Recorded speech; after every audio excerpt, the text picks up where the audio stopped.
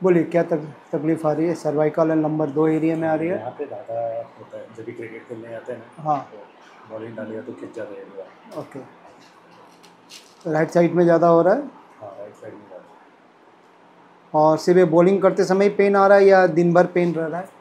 अगर जैसे पोजीशन अगर ऑफिस में अपन बैठे ना, हाँ। आड़े तेरी पोजीशन पे हाँ। बैठ के तो वही वीक हो जाएगा, ज़्यादा दिक्कत। पोस्चर वाइज थोड़ा सा पेन आ रहा है। ओके, और चलते समय कुछ पेन हो रहा है? चलते समय नहीं, उठने बैठने में कोई पेन एग्रीवेट हो रहा है? बट जब ये हाँ हुआ रहेगा ना, वो समझो ये वीकेंड मैंने बॉलिंग डाला, हाँ। तो फिर वो बहुत दिक्कत देता है। स्टार्टिंग में भी थोड़ा पेन के साथ रहना सीख गया, बट हाँ। ओके, और जैसे ही ये फॉरवर्ड बेंडिंग करते हो उस समय कुछ टेच आता है, पेन आता है, ऐसा कुछ? अभी नॉर्मल में नहीं आएगा, बट जब तब रहता है तब तो नहीं, उस समय तो ऑलरेडी पेन है ना। मुझे डिस्कम्फर्ट नहीं समझना है, बिकॉज अब वो मस्कुलर है या बोन रिलेटेड है, मैं उसको रेक्टिफाई कर रहा हूँ। तो इसके लिए मैं आपसे जो क्वेश्चन कर रहा हूँ, मतलब उससे क्या होगा, मुझे एक अंदाज़ा मिलेगा। तो करके देख लेते हैं। हाँ, एक फॉरवर्ड बेंडिंग करके देख लीजिए, मालूम पड़ जाएगा। हाँ, बट ये क्या मतलब, इसका दिक्कत क्या है? कैसा होता है, मस्कुलर और बोन का पूरा कैलकुलेशन होता है। जैसे अपने हड्डियों के बीच में, हर बोन के बीच में ना स्पेस दिया रहता है। जैसे अगर आप इसको देखेंगे ना, तो इसको बोला जाता है वर्टिब्रा और इसको बोला जाता है डिस्क। तो ये जो डिस्क का काम है, स्प्रिंग का काम है। मतलब जब भी आपके ऊपर प्रेशर आएगा या कुछ भी आएगा तो ये इसको एब्जॉर्ब करेगा। प्रॉब्लम क्या होता है, ओवर द पीरियड जब आप कंटिन्यूसली प्रेशर देने लगते हैं डिस्क के ऊपर, तो डिस्क क्या होता है, एक लिमिट के बाद है ना, वो ऐसा फूलने लगता है। जब वो फूलेगा तो ये नस को वो दबाएगा, और वो जब दबाएगा तो पूरा पैर और कमर पेनफुल होगा। क्यों? क्योंकि वो नस दब रही है। नॉर्मल बॉडी में सर्कुलेशन प्रॉपर हो रहा है, कोई पेन नहीं आएगा।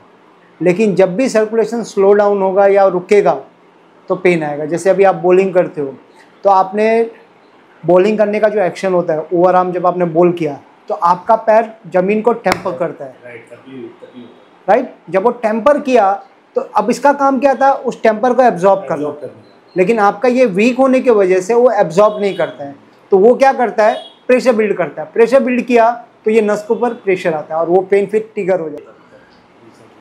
आई थिंक वो एज रिलेटेड भी होता रहेगा। पॉसिबल है, क्योंकि ऑलरेडी प्रॉब्लम जनरेट हो चुका है ना, तो फिर उसको रीअकॉर्ड होने में, रिबिल्ड होने में टाइम लगता है। बिकॉज अब यंग जनरेशन का जो खून का सर्कुलेशन है वो फास्ट होता है compare to old generation. Recovery भी फास्ट होता है ना। हाँ, क्योंकि आपका मेटाबॉलिज्म बूस्ट रहता है, वहाँ मेटाबॉलिज्म डाउन हो जाता है, तो वो जो रिकवरी का जो प्रोसेस होता है वो लेंदी हो जाता है फिर उस चीज़ की।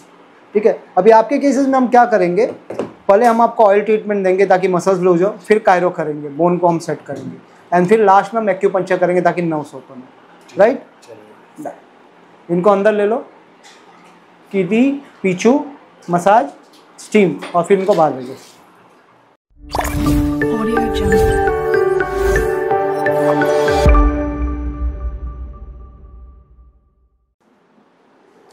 Ready ready. ओके, यहाँ पे कुछ पेन है क्या? थोड़ा सा, ठीक है। आराम से, लूज, एकदम ढीला, गर्दन को ढीला, एकदम loose.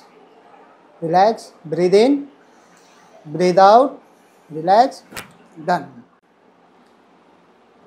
Relax, breathe in, breathe out, relax, done. Good good good.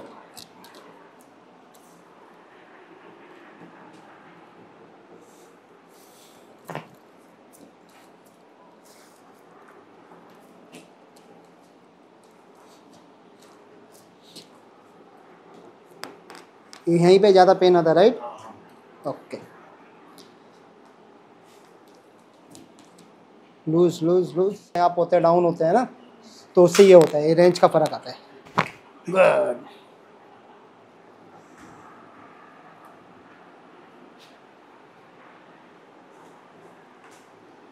चलिए, घुटना मोड़िए। गुड।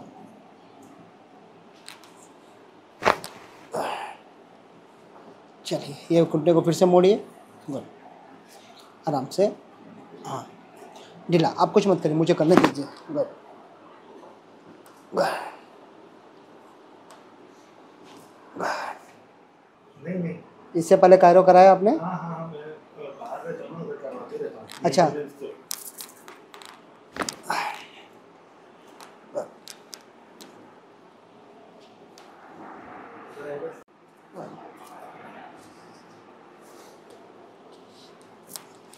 वहाँ के कायरो और यहाँ के कायरो में क्या अंतर है? मतलब वहाँ पे इतना टाइम इन्वेस्ट भी नहीं करते ना। वो आपने पर्टिकुलर प्रॉब्लम बताया, बस उस पर वो लोग फोकस करते हैं। उधर भी कुछ कायरो बहुत अच्छे हैं जो मिक्स करते हैं ना एक्यूप्रेशर। हाँ हाँ हाँ। मतलब वो एक ही था मेरे को जो अभी तक मिला था। अच्छा। बाकी सब तो एशियन था या नहीं, अपना देसी था, पंजाबी था। हाँ, फिर उसने इसलिए किया। हाँ, और वो बोल रहा था कि उसने इंडिया में ये सब सीखा था, एक्यूप्रेशर, एक्यूपंक्चर, जो कायरो का उसने उधर पढ़ाई। कहाँ पे?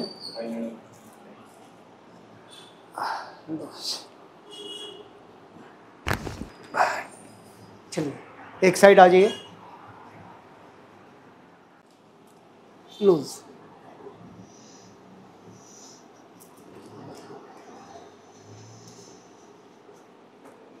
लुक एट बैक, पीछे देखिए आराम से।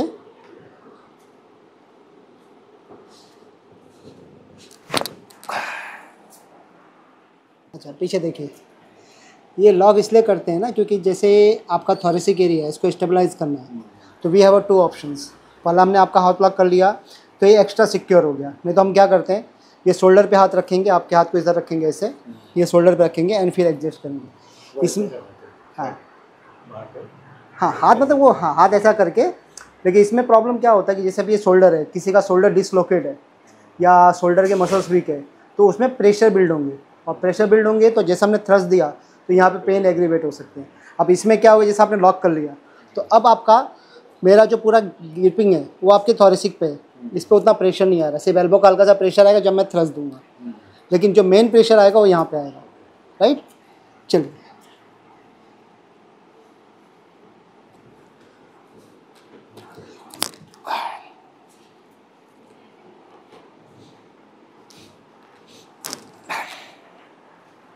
चलिए पैर सीधा कर लीजिए, रिलैक्स।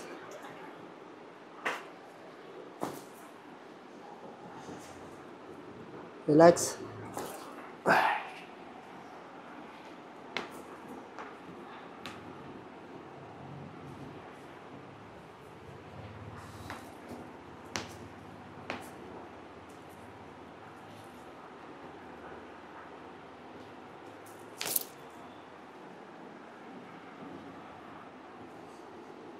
Loose loose.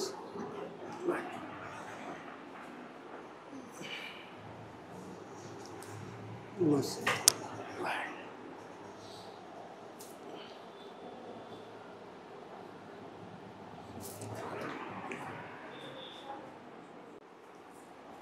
ढीला एकदम लूज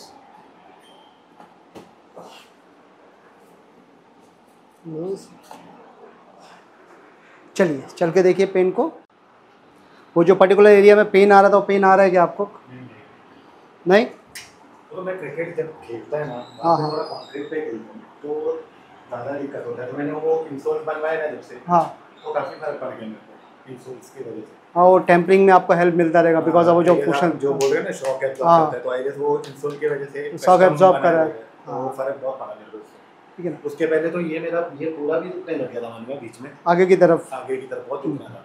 ये पूरा टाइम कंक्रीट पे खेलते थे, कंक्रीट पे बाद में और एज भी ज़्यादा हो गया ना, तो फिर बट वो इंसोल्स की वजह से काफ़ी फर्क पड़ गया।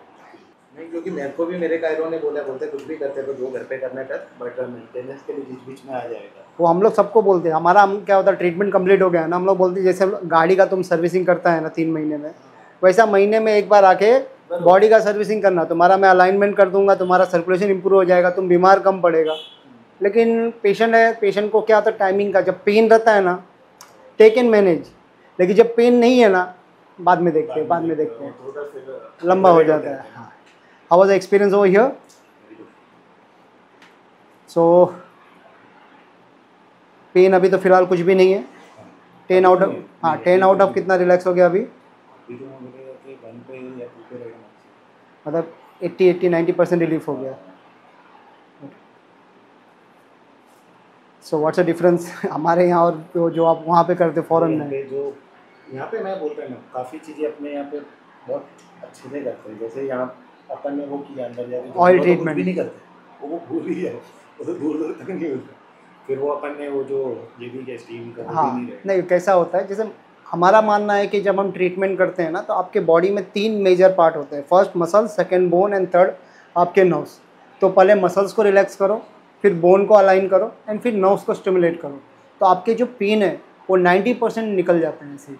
तो हम लोग उस पर फोकस करते हैं। क्योंकि वहाँ पे जाएंगे ना, वो जैसे आप एडजस्टमेंट आपने जैसे हाँ। स्टार्ट कर दिया, वो फर्स्ट स्टेप रहे नहीं, एक सेकंड, वो उधर ना एक डिफरेंट मशीन आता है जैसे ये है, बट वो ऐसे लगा देंगे वो, और हाँ। फिर वो रेडिएट होता है ना इलेक्ट्रिक के हाँ वो जैसे। समझ गया, उसको बोलते हैं टेंस मशीन, जो पैड होता है।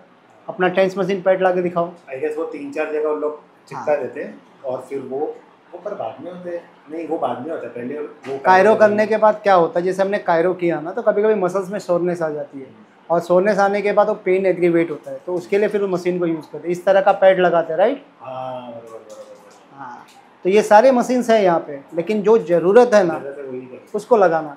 ये सब कैसा हो गया, जब अपने पास थेरेपिस्ट नहीं है, जब मैं ही अकेला कर रहा हूँ तो फिर मैं टाइम करने के लिए उसको लगा देता हूँ। अब मेरे पास थेरेपिस्ट है, मेरे पास स्टाफ है, तो वो पूरा प्रॉपर वे जो अपना हैंड, हाँ, मसाज चाहिए वो